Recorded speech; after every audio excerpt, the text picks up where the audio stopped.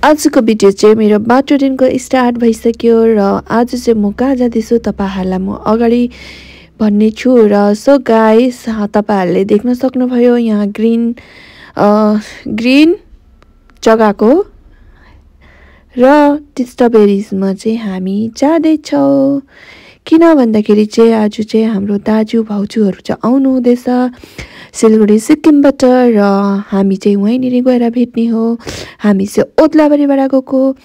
so guys तपाईहरुलाई पनि म उताको भ्यूज र उताको भिडियोहरु देखाउने छु आज हामीले के गर्ने हो र के गर्ने छु त्यसको लागि चाहिँ तपाईहरुले बनिरहनुहोस् मेरो यो भिडियोमा र हामी चाहिँ पुग्ने साथै हामीलाई चाहिँ यहाँ के देखियो भन्दा चाहिँ झिङ्गे माछा र माछा धेर सारा आइटमको माछा र पकोडाहरु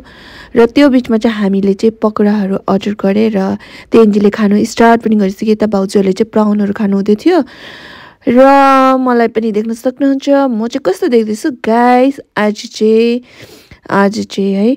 अनि त्यसको बादमा चाहिँ हामीले खाइसकेर चाहिँ हामी फेरि गए बोर्डिङको लागि अनि देख्न सक्नुहुन्छ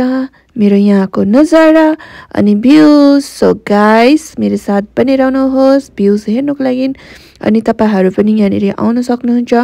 फ्यामिलीहरु लिँदै अनि हामी चाहिँ अब बोर्डिङमा चढ्न सुरु गरिसकेर भाउजू चाहिँ पुरा डराउनु हुँदै थियो त्यो बीचमा चाहिँ अब चाहिँ म पनि लागे बोर्डिङको तर्फ र दाजु पनि आउनु हुँदैछ र अब चाहिँ हामी यसरी नै यहाँ बोर्डिङ गर्ने छु र तपाईहरु पनि आउनुहोस् अहिले चाहिँ सिजन हो डिसेम्बरमा चाहिँ दामी भ्यूजहरु हुन्छ है अन्त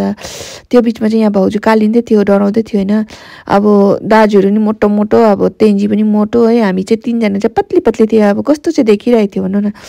सो गाइस त्यो सब छोड्नुस् र तपाईहरु यो भ्यूज र नजारा हेर्नुहोस्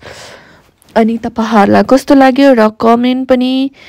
ड्याङ कमेन्टहरु ठोकिदिनुहोस् र यो ब्लगिङ चाहिँ मेरो तेन्जीले बनाइदिदै थियो अनि अब चाहिँ हामी फर्किन लागेको सो गाइस बहुत राति पनि भइसक्यो र हामी चाहिँ फर्किने र मेरो अझै अगाडिको भिडियो चाहिँ नेक्स्ट भिडियोमा छ सो गाइस बाइ बाइ